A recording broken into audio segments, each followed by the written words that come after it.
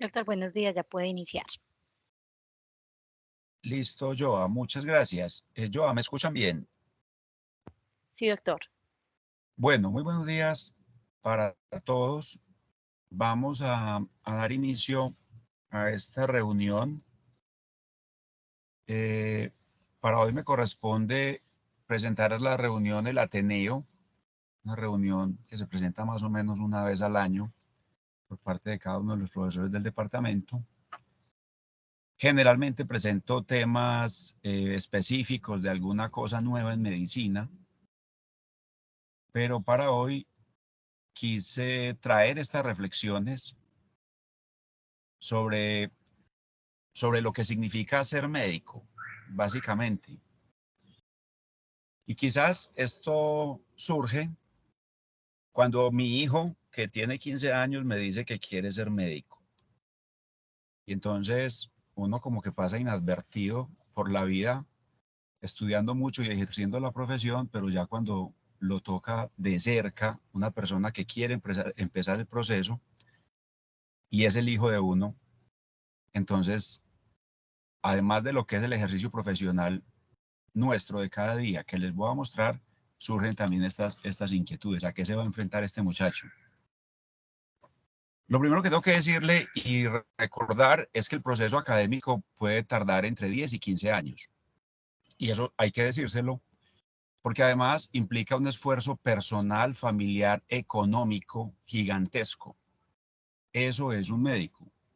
Y como les digo, se nos va volviendo paisaje, pero ya cuando nos toca de esa manera, creo que lo vemos, al menos lo vi más claro. Recordarle a qué se va a comprometer. Y eso tiene que ver con el saber, el ser, el hacer y el ser. Y también me asalta la convicción de que a partir de ahí, de semejante esfuerzo, debe tener las mejores recompensas. Porque la recompensa tiene que ser proporcional al esfuerzo. Y creo que el médico, como profesional en la sociedad, puede ser quizás la persona que hace el mayor esfuerzo. Como dicen los conferencistas importantes, mi declaración de conflictos, lo primero es que no soy un experto en estos temas, no sé si alguien lo es. Todo lo que voy a decir es discutible, si no es que es falso o es equivocado. A alguien le puede molestar y está en todo su derecho. Solo son pensamientos, como cualquiera de los 8.000 millones de seres humanos, y puede ser que plantee una conversación que puede ser útil o no. Básicamente, esos son los conflictos. Un pensamiento es que el médico, por su importancia en la sociedad y por el esfuerzo que realizó, debería volar en primera clase. Siempre que me monto en un avión, no sé por qué me asignan de la fila 25 a la 30, pero paso y miro quiénes van sentados en primera clase y creo que nunca veo un médico. Se ven políticos, el alcalde, la esposa, se ven influencers, youtubers, instagramers, modelos, futbolistas. Pero lo que quiero decir es que creo que esas sillas deberían estar reservadas para las doctoras y los doctores, por lo que implican para la sociedad. Y que en la vida profesional y cuando están creciendo en la familia tengan la mejor calidad de vida. Y esos niños que quizás tengan también puedan tener la mejor educación con semejante esfuerzo y sacrificio para que de pronto se repita ese ciclo de servicio a la sociedad. Y muy importante que cuando estemos viejos podamos tener una vejez tranquila, en recompensa también a todo eso que le entregamos a la sociedad. Vamos a mirar algunas cosas del saber y cómo evoluciona y cómo nos plantea retos en el ejercicio profesional. ¿Qué se sabe o qué se sabía porque esto cambia, como lo vamos a ver, en cáncer de mama, cáncer de ovario, cáncer de cervix, por mencionar solo algunos. En cáncer de mama, este doctor, el profesor Humberto Veronesi, quizás partió la historia de lo que era la cirugía en cáncer de mama en los años 70. Fue de los pioneros en introducir el concepto de la cirugía parcial, la cuadrantectomía, en vez de la mastectomía. Digamos que la historia de la medicina en esa rama llevaba más de 100 años haciendo mastectomías radicales, radicales modificadas, pero este señor fue pionero en pensar qué pasa si no le quitamos toda la mama, sino que le quitamos un cuadrante, una cirugía parcial. Se le adiciona radioterapia y la paciente puede tener el mismo resultado oncológico, pero con la ventaja estética y tan importante pues desde todo punto de vista de conservar la mama. En el año 2002, él presenta ya una vigilancia de 20 años de esas pacientes en este estudio, 20 años de vigilancia de los estudios aleatorizados que comparan cirugía conservadora con cirugía con mastectomía radical. Él muestra que en los dos grupos, en el grupo de mastectomía había 349 pacientes, en el grupo de cirugía parcial 352, y no había pues diferencias significativas en esas variables que se mencionan ahí. Y al final concluye que la tasa de sobrevida en el largo plazo de estos dos grupos de pacientes es similar, y por eso la cirugía conservadora es el tratamiento de escogencia en las pacientes con cáncer de mama, que en general sean candidatas a esa opción. Eso ya es, digamos, un criterio del médico tratante, del cirujano tratante, pero que quede claro que no se sacrifica la sobrevida cuando se hace en la paciente que la tiene bien indicada. Pero como esto evoluciona, ya hay un estudio que se llama el estudio MICRA, que está evaluando pacientes que reciben quimioterapia preoperatoria, cosa que cada vez es más común en cáncer de mama, y presentan por clínica y por resonancia magnética respuestas completas. La pregunta es, si tiene una respuesta completa, ¿para qué le vamos a hacer una cuadrantectomía? ¿Qué pasa si no se opera? Y entonces este estudio plantea tomar biopsias guiadas por ecografía de lo que fue el hecho de la enfermedad, y si se confirma una respuesta completa, entonces no hacer ninguna cirugía. El estudio está reclutando a las pacientes y se espera que cuando tenga 525 pacientes se van a hacer los análisis y a mostrar los resultados. Lo que quiero decir es que si bien el doctor Veronesi introdujo el concepto de la cuadrantectomía, ya hay literatura que está pensando en qué pasaría si no se hace ninguna cirugía de la mama. Muy bien. De la misma manera, en relación con la cirugía de la axila, pues históricamente se hizo un vaciamiento axilar completo. Pero hace alrededor de 30 años se comenzaron a publicar los estudios que evaluaban la seguridad y la posibilidad de hacer una detección de ganglio centinela, inyectando sustancias en la mama, tecnecio y algunos colorantes. Vemos cómo migra esa sustancia por los canalículos linfáticos de la mama y se dirige a su drenaje linfático principal, que está en la axila.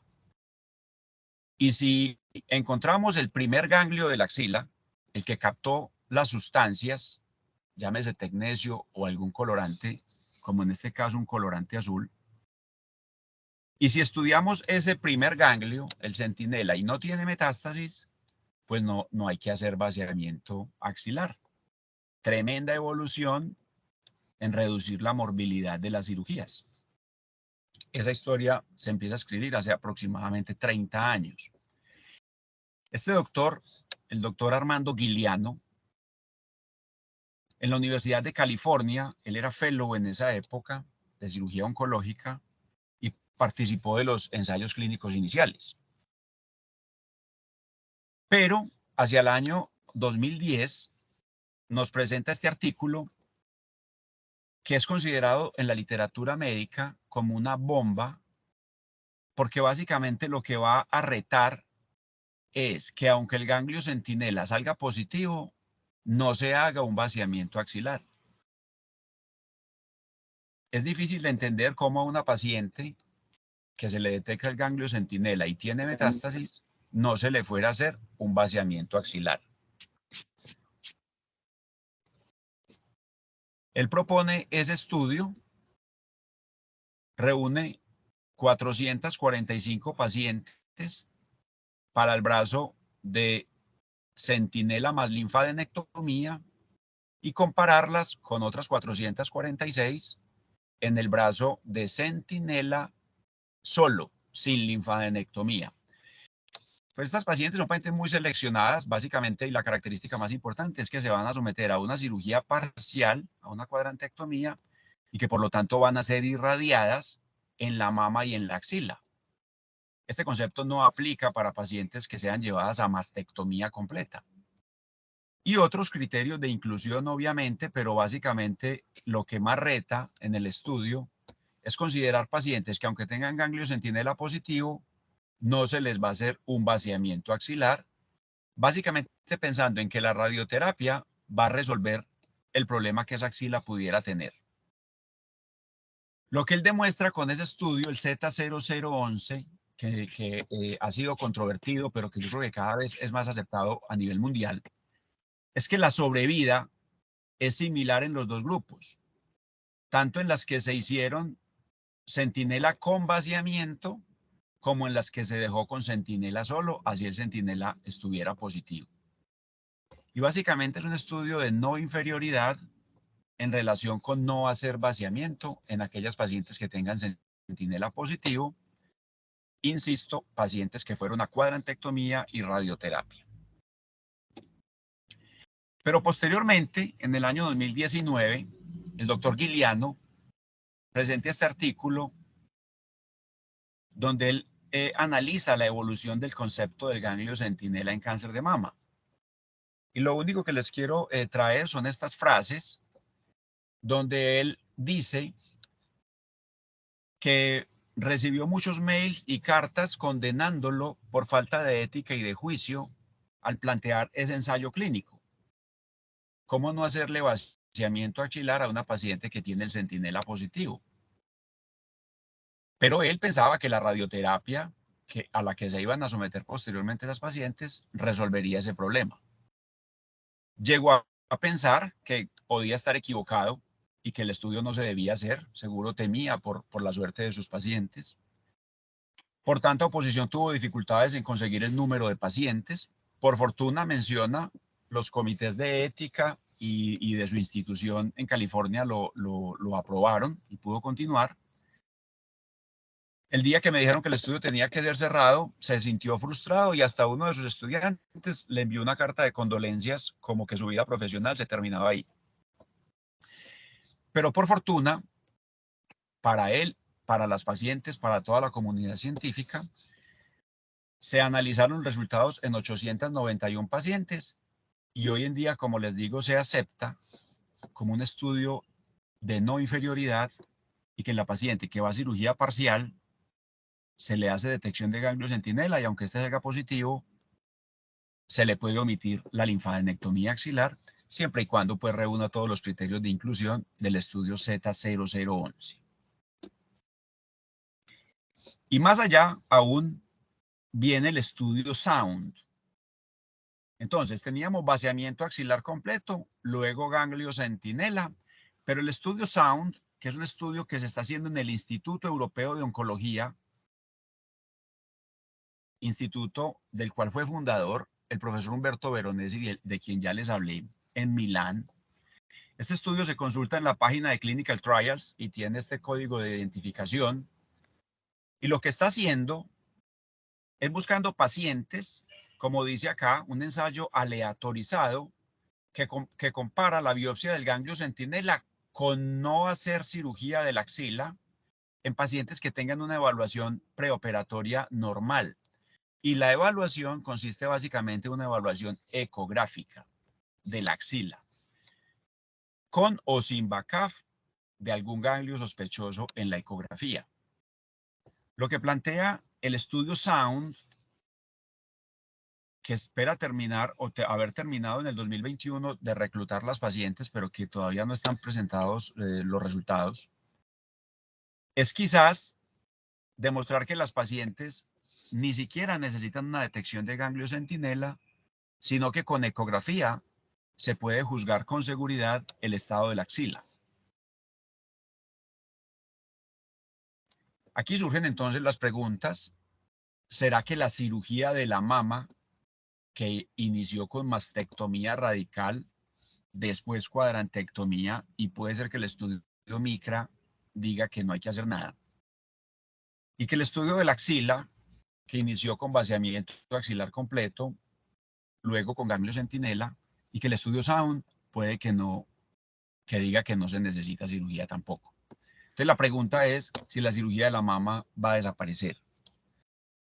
Parece que sí, habrá que esperar unos años. En cáncer de ovario y en esto del saber, hay una discusión planteada muy interesante. Y cuando digo aquí Chi versus Bergot, me refiero al profesor Dennis Chi, que trabaja en el Sloan Kettering en Manhattan, y al doctor Ignaz Bergot, que trabaja en Lovaina en Bélgica. Hay un enfrentamiento, ellos dos pueden ser quizás los exponentes más renombrados. El doctor Denis Chi en defensa de la cirugía muy radical y el doctor Ignaz Bergot en defensa de la quimioterapia neoadyuvante. El doctor Denis Chi presenta en uno de sus tantos trabajos, que es un trabajo donde él compara pacientes que se someten a cirugía muy radical contra otro grupo de pacientes que reciben quimioterapia neoadyuvante. Lo que él demuestra es que las pacientes que tienen una cirugía completa, lo que hoy en día llamamos no gross, sin enfermedad visible, tienen una sobrevida global mayor, significativamente, que las que no logran la cirugía completa, si el residuo fue de lesiones de menos de 1 centímetro o de más de 1 centímetro. Entonces el doctor Denis Chi dice que lo fundamental es una cirugía radical de inicio que logre la resección completa o R0. El doctor Ignaz Bergot, en vista de que esa cirugía que propone el doctor Denis Chi y que hacemos frecuentemente es tan mórbida y que muchas veces lograr ese R0, esa resección completa de la enfermedad visible, es tan difícil y tiene tanta morbilidad, el doctor Ignaz Bergot fue quizás de los primeros que empezó a hablar de quimioterapia neoadyuvante y en el año 2010 presenta este estudio. Él compara pacientes, 336 pacientes que opera contra 334 de las que obtiene una biopsia por la parotomía o por la laparoscopia o inclusive guiada por imágenes, pero que la cirugía no fue completa.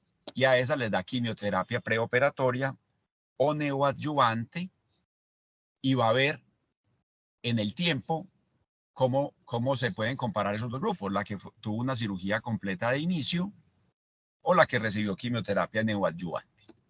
Los resultados del doctor Ignaz Bergot, que hoy en día son avalados por otros 4, en total son 5 ensayos clínicos aleatorizados, que hoy en día dicen que la quimioterapia neoadyuvante es no inferior o no es inferior a la cirugía radical de inicio en términos de sobrevida global para este tipo de pacientes.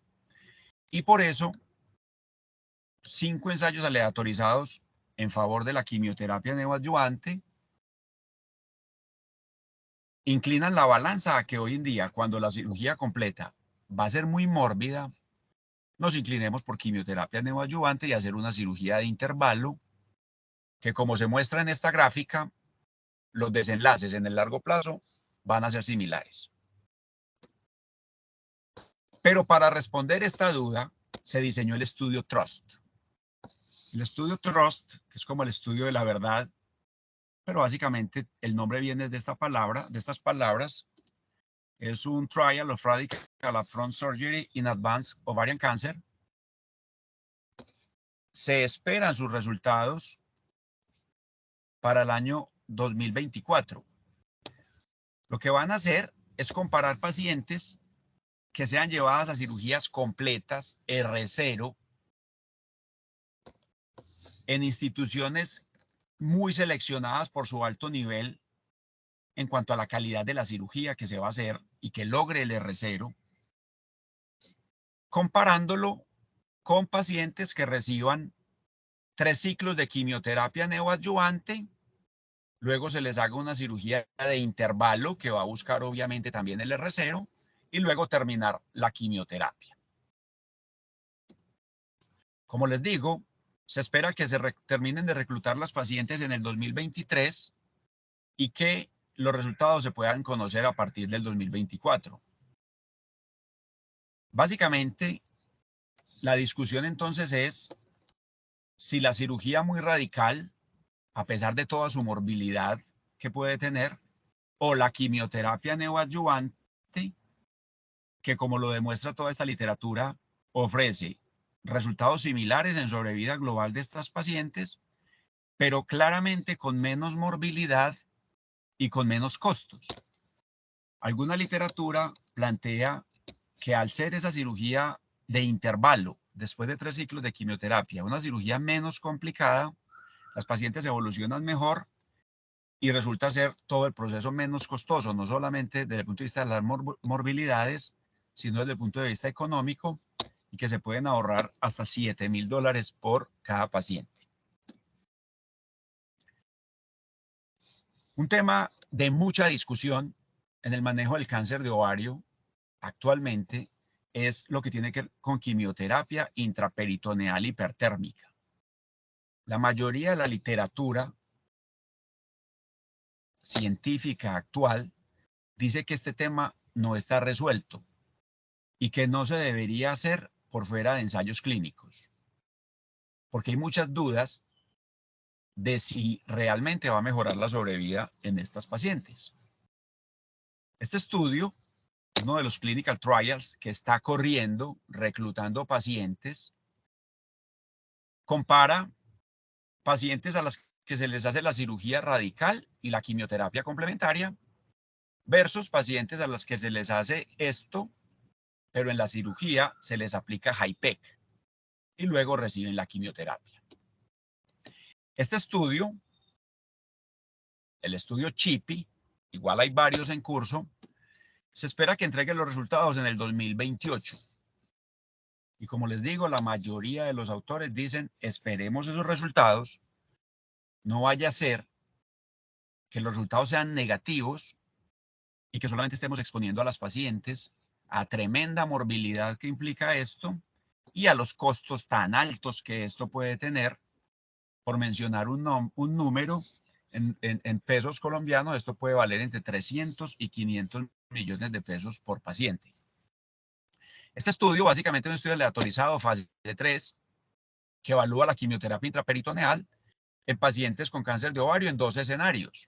La cirugía radical de inicio, primary debulking surgery, o la cirugía de intervalo, también aplica ahí, y que aquí vale la pena mencionar, ya hay un ensayo clínico aleatorizado, el estudio de la doctora Vandriel, que demuestra un resultado positivo en este escenario.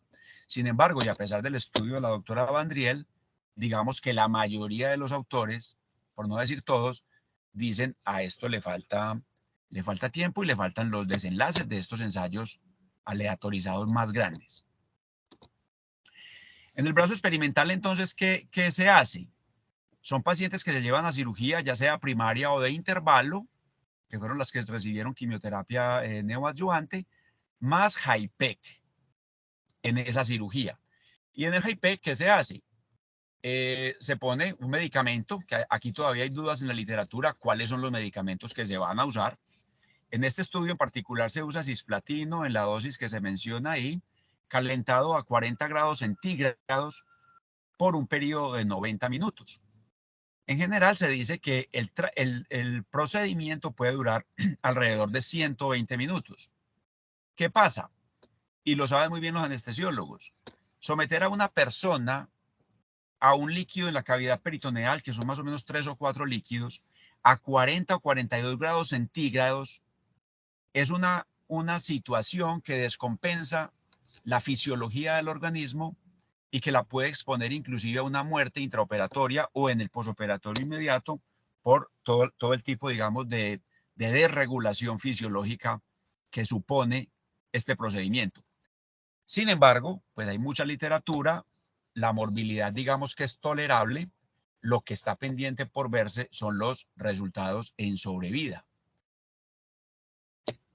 En el brazo, digamos, de no intervención, a los que no le van a hacer HIPEC, pues obviamente se le va a hacer la cirugía de inicio, sí, y después va a recibir su quimioterapia complementaria, o si son pacientes del grupo de cirugía de intervalo, son pacientes que ya recibieron 3 ciclos de quimioterapia, se les hace la cirugía de intervalo con HIPEC y después terminan la quimioterapia.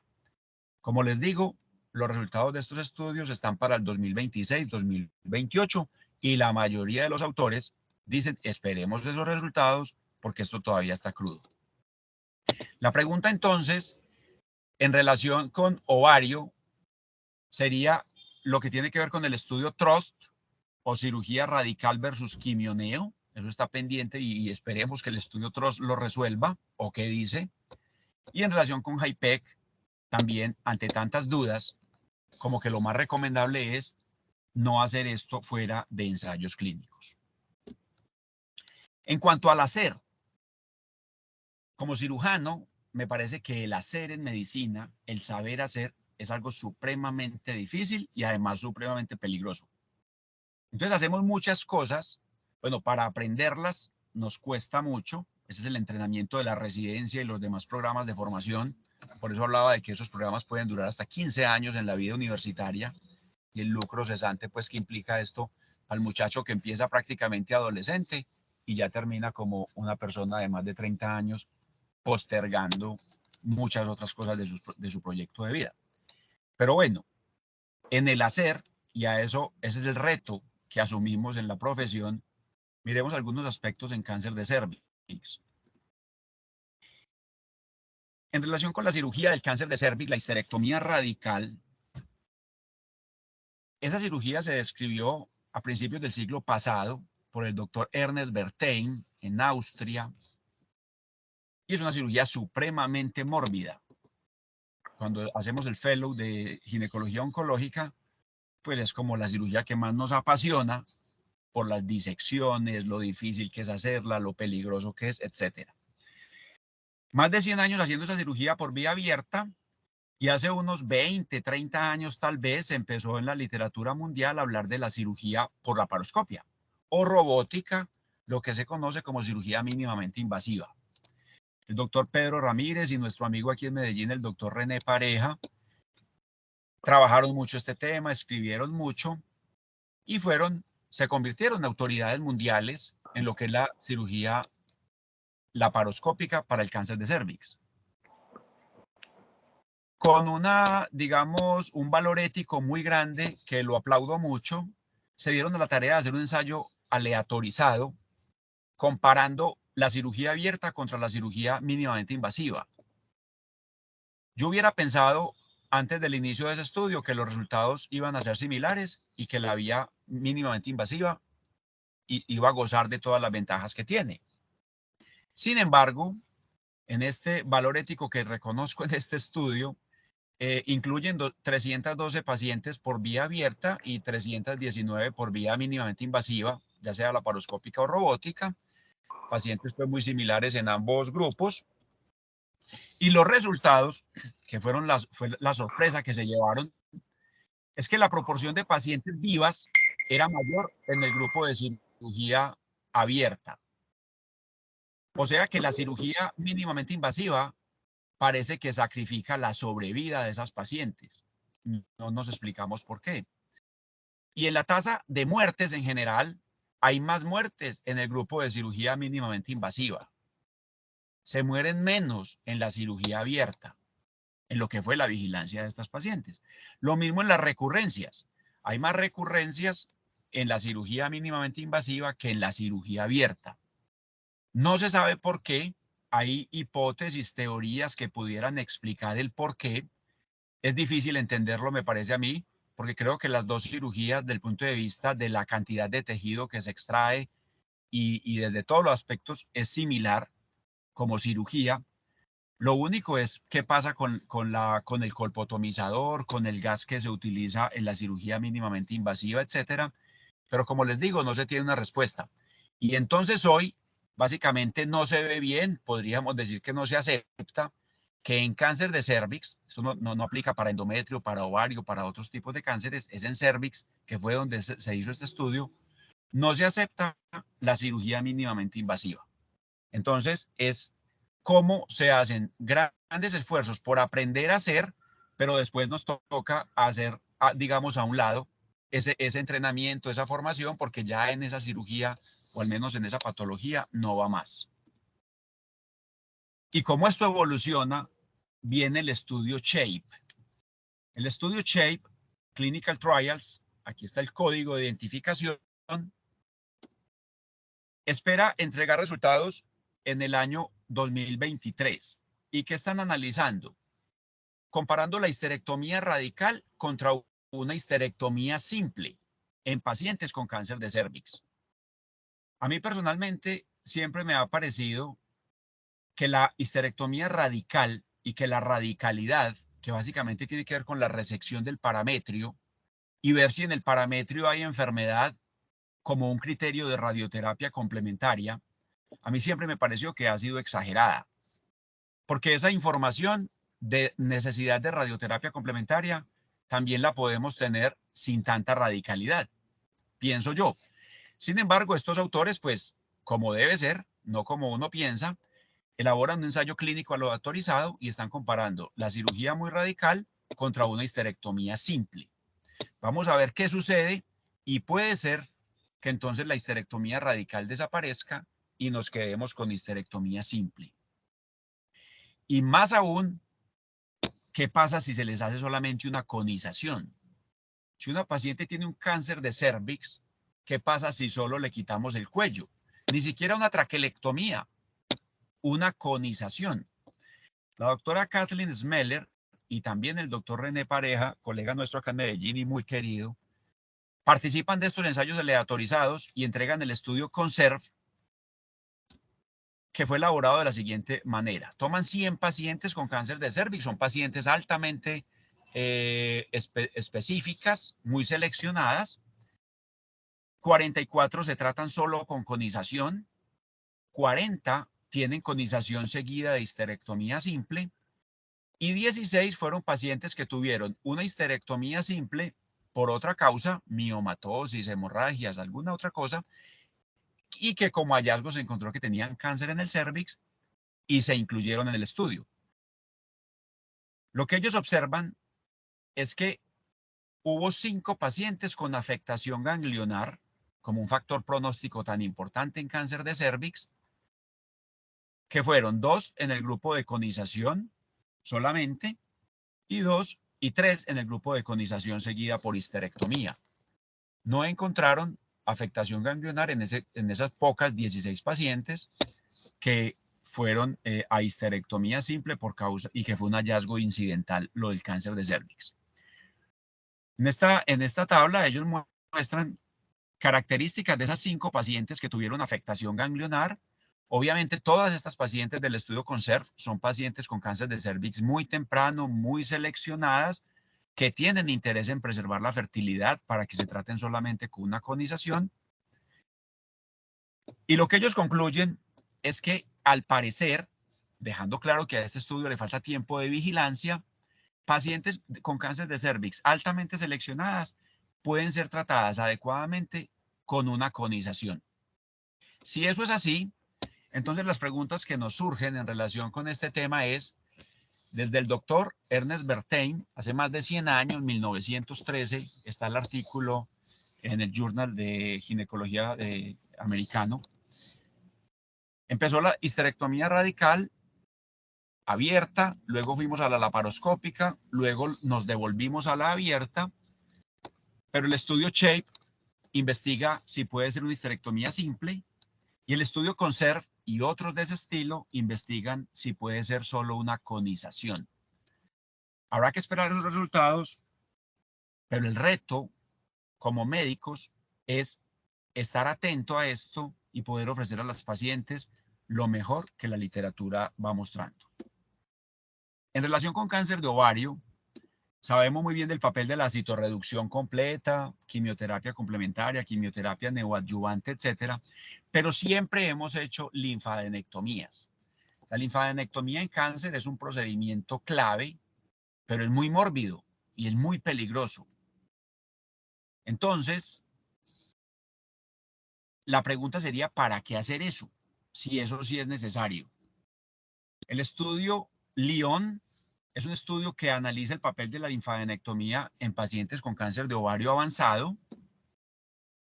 Ellos lo hacen sobre la premisa de que la linfadenectomía pélvica y paraórtica ha sido ampliamente usada en pacientes con cáncer de ovario, aunque la evidencia que soporta su uso por ensayos aleatorizados es limitada.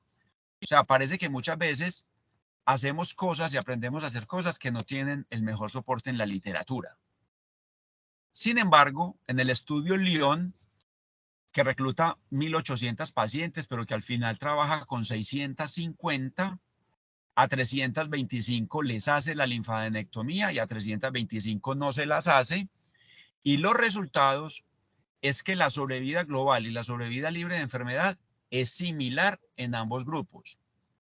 La conclusión del estudio Lyon, y que es aceptado hoy en día, es que en cáncer de ovario avanzado, hacer linfadenectomía sistemática no le aporta nada a las pacientes. Se puede omitir.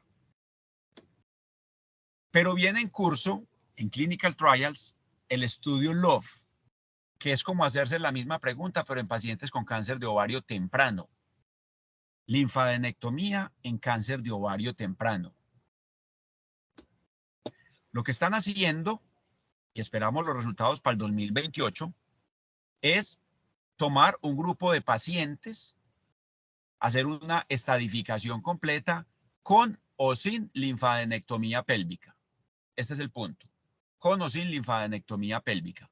Vamos a ver si el estudio LOVE nos dice si se justifica o no, si es importante o no en términos de la sobrevida, hacer linfadenectomía también en este grupo de pacientes.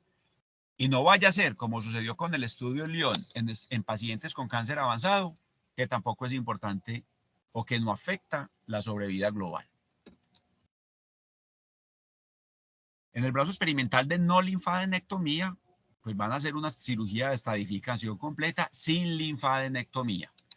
Y eso va a ser por cirugía abierta o mínimamente invasiva, el examen de todas las superficies peritoneales, una anexo histerectomía bilateral o cirugía preservadora de la fertilidad, si es el caso con cada paciente, o mentectomía, pero omitiendo la linfadenectomía. Entonces la pregunta en relación con estos temas específicos en cáncer de ovario es ¿cuál es el papel de la linfadenectomía? En cáncer avanzado parece que no juega ningún papel, salvo la morbilidad que implica, y faltará ver qué dice el estudio LOVE en relación con pacientes con cáncer de ovario temprano. Y dejando atrás ya el saber y el hacer, unas últimas palabras en relación con el ser. Como profesores podemos insistir mucho y ver resultados quizás en el saber y en el hacer, pero el ser es supremamente complicado. Esto es desde la infancia, es desde la familia, es desde la personalidad, desde muchas otras esferas del ser humano. Yo le digo a mis estudiantes que uno puede comparar dos doctores igualmente buenos en el saber y en el hacer, pero puede haber grandes diferencias en el ser. Y este ser, este ingrediente del ser, se me hace como ese ingrediente mágico de un chef para preparar una receta con los mismos ingredientes que otro chef también muy bien formado, pero que la receta termina sabiendo diferente. Aquí hay un secreto, es digamos, un tema para trabajar durante toda la vida. Seguramente uno también va mejorando como ser humano y puede ir corrigiendo cosas, pero es muy difícil. Pero para el paciente importa tanto el saber como el hacer, como el ser.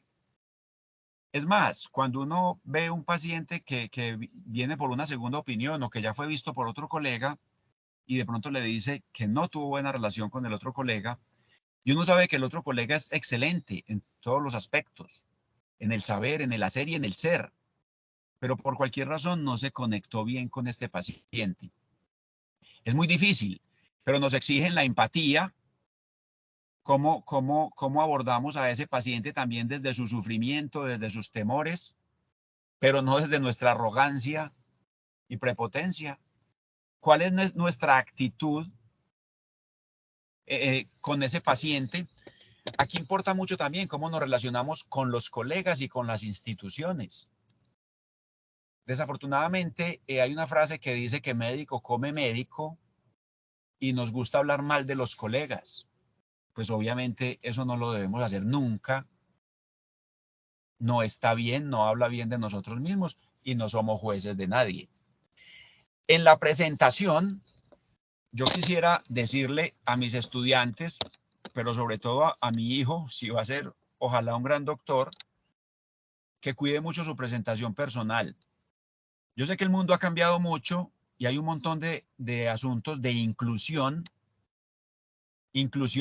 que tiene que ver con el motilado, con los piercing, con los tatuajes, con un montón de cosas, y eso es respetable, pero yo creo que en medicina valdría la pena una reflexión al respecto, porque ese otro ser humano que llega ante nosotros y que trae un mundo y un montón de expectativas, quizás espera también que el otro ser humano y el que seguramente le va a resolver sus problemas, le transmita. Es muy importante que le pueda transmitir una confianza, una seguridad, y no sé qué más cosas le transmite, pero todos sabemos que en el lenguaje no verbal y en lo que se ve hay mucha información. Inclusive en la condición físico-atlética. Yo digo que si uno va a ser un cirujano, por lo menos, y cirugías muy largas, muy difíciles, muy estresantes, disponer de una buena condición físico-atlética es fundamental para manejar el estrés y saber estar tanto tiempo en esas posiciones, etcétera. Pero también porque al paciente le transmite seguridad, que quizás esa persona que lo va a operar y que le va a ayudar con ese problema, pues tiene unos elementos también ahí para defenderse mejor. Lo del trato, lo de la inteligencia emocional. En la inteligencia emocional, quiero decir lo que todos sabemos, hay pacientes muy difíciles, pacientes complicados, pacientes bravos, pacientes groseros, toda clase de pacientes. Y como médicos quizás tenemos que entenderlos también en su temor, en su dolor, en su preocupación. Muchos pacientes son muy pobres, no vienen de áreas muy lejanas. Hay pacientes, tenemos pacientes indígenas, no hablan el idioma, no hablan español. Entonces hay muchas cosas alrededor de esto que la inteligencia emocional nos tiene que ayudar para poder hacer clic con ese paciente y poder transmitirle esa seguridad y tener unos buenos resultados. El respeto, obviamente, por todas las características que tiene el ser humano en sus tendencias políticas, religiosas, sexuales, si es hincha del Medellín, todo, lo que sea, todo es válido y es respetable. La compasión, obviamente tenemos pacientes con mucho sufrimiento y esa compasión que nos diga que podemos hacer un esfuerzo adicional, venir y operarlo en la noche, de pronto venir un fin de semana y operarlo, hacer una cirugía extra, hacer cosas extras. Los pacientes necesitan un esfuerzo extra permanentemente, pues y ojalá estemos formados y convencidos de que eso también es muy importante. Lo de los colegas y las instituciones, yo pienso que las instituciones requieren de médicos muy comprometidos, muy buenos, porque el nombre de las instituciones lo dan los médicos. Que no se equivoquen los administradores de hospitales que vayan a creer que el nombre del hospital se lo da algo diferente al médico. El nombre del hospital lo da el médico, pero tiene que ser un médico que reúna esas mejores características. Y otros, porque habrá pues seguramente muchos otros aspectos importantes en el ser. Y para terminar solamente esta diapositiva, los pacientes requieren y esperan de los doctores que reúnan lo mejor de todas estas características para buscar la solución a sus problemas de salud y para ello se despojan de vanidad y pudor y nos entregan su cuerpo y su vida con la esperanza de que estemos a la altura de sus necesidades. Este es el reto y es el compromiso al que nos enfrentamos y para el que nos tenemos que preparar hasta el último día de nuestro ejercicio profesional. Muy bien, esta era la charla. Les agradezco mucho. Si alguien tiene algún comentario, alguna pregunta.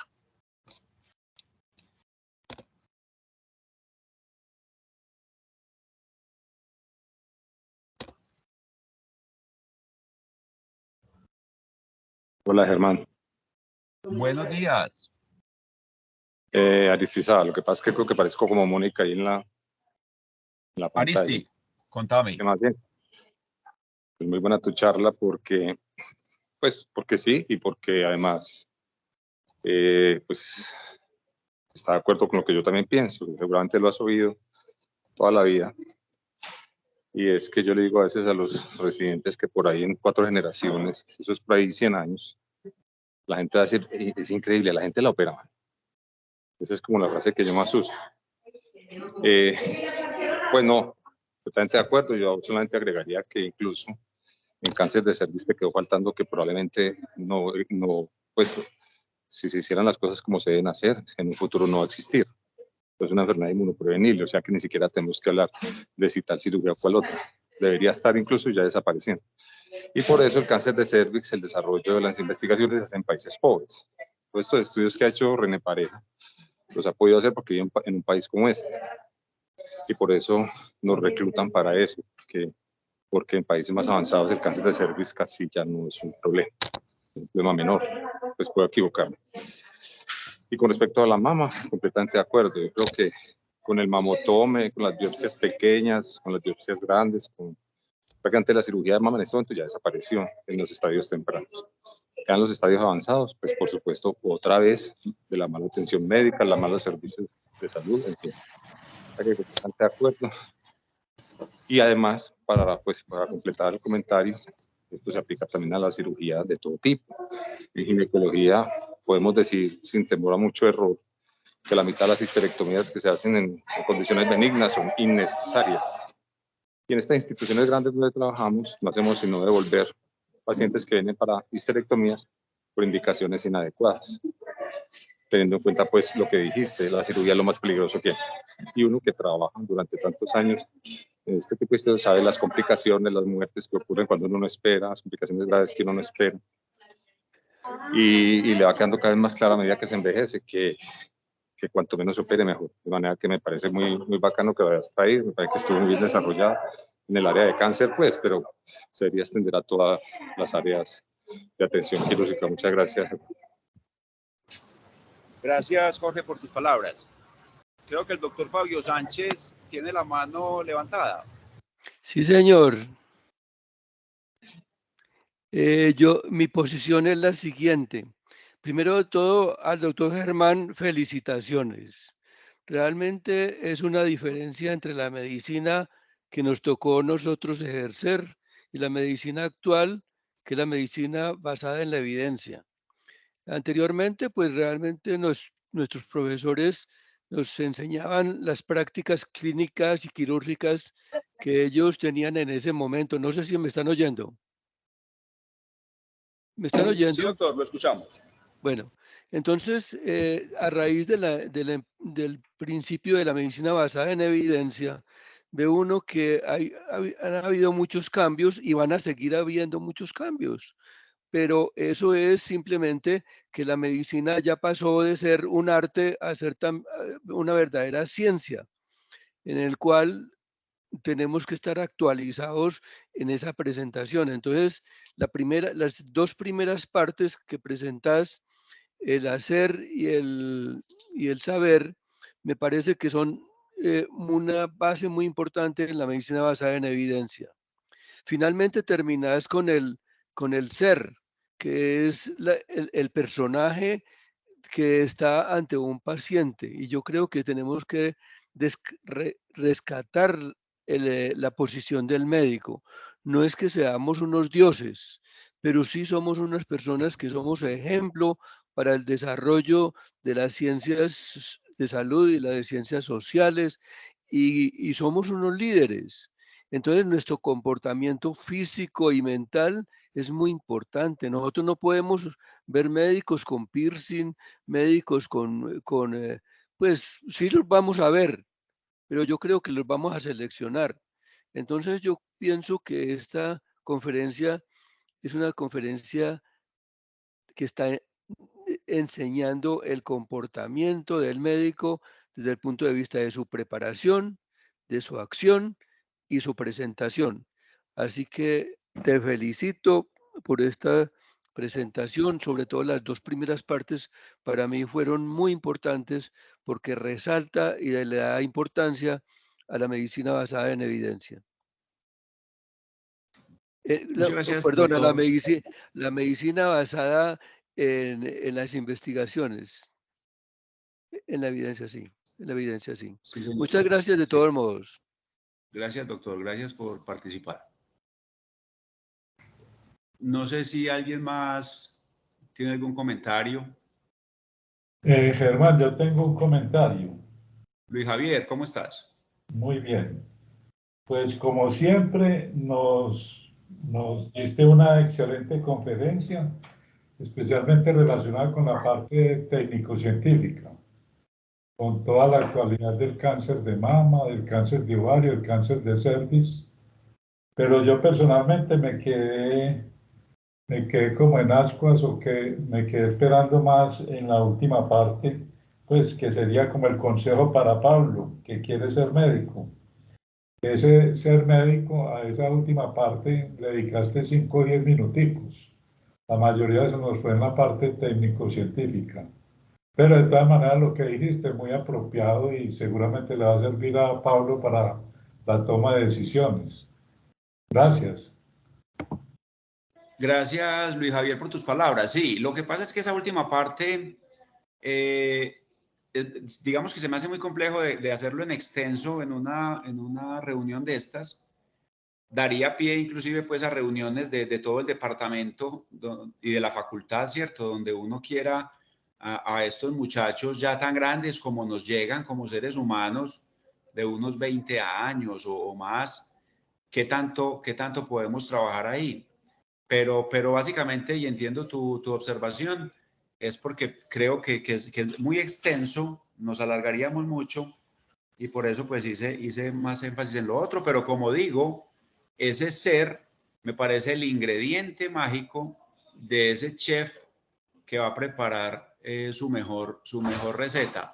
Y conseguir ese ingrediente mágico es un trabajo, yo creo que de toda la vida, y en el que seguramente siempre y cada día estaremos mejorando. También si tenemos autocrítica para ver dónde nos equivocamos y nos duele cuando nos equivocamos y podamos ir mejorando. Pero creo que es un proceso que puede ser de toda la vida. Muchas gracias.